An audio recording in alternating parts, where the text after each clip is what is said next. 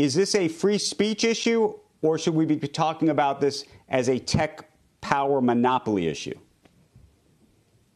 I mean, it's both and it's neither, right? I mean, it's a free speech. I mean, these tech platforms exert an enormous amount of control over the public square, particularly when they all act together, when they all race to the same place the way they did here. On the other hand, the people protected by the First Amendment here are the platforms. That's the reason they can do this. The free speech law applies to them, and Twitter's free speech rights allowed to do whatever it wants, including kicking Donald Trump off here. Carlos, if you could be king for the day, what would you do? What's the Salmonic solution? Yeah, I think you do end up with regulation of some sort. I think there's no doubt that we've had problems, not just in one election, but in multiple elections, whether it's been with neo-Nazis, whether it's been with mistruths around COVID, whether it's been with mistruths around election fraud. So I think you certainly have to have some. You see critics like Roger McNamee, the former Facebook investor, saying we should be looking at the code and stopping kind of viral problems, that we should do other sorts of things. Andrew, I think you got to do something. I don't know whether it's a commission that does it. I don't know whether you support other kinds of changes, but I think you've got to do something to limit misinformation spread on the social media platforms. I don't think you can hide behind.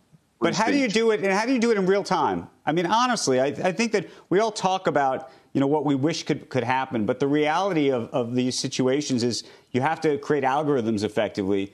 And it's, sometimes what you see and what I see, I can read a sentence and you can read a sentence and we can read them differently.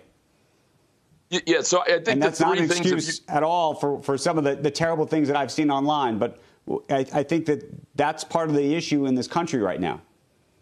Yeah, so I think the three things, if you were going to think about immediate things, and I think Ben has written about this a little bit, and you've seen it in the report. Number one, you'd set up some kind of commission that looked at the various social media algorithms and look at their ability to limit misinformation, and you'd have some regulation of that. That'd be number one that you'd do. Number two, you'd cause them to do even more tagging than they currently do when you see something that's off. And number three, you'd force them to be more aggressive about kicking off repeated violators. I think those would be the first three things that you'd think about doing if you were trying to meaningfully limit misinformation, fraud, abuse, amplification of untruth on the social media platforms. Ben, you break these companies up. Part of this issue is about power, that there's only a handful of these companies, and they seem to have an enormous amount of power. The question is, do they have too much power? And if you broke them up, how would you?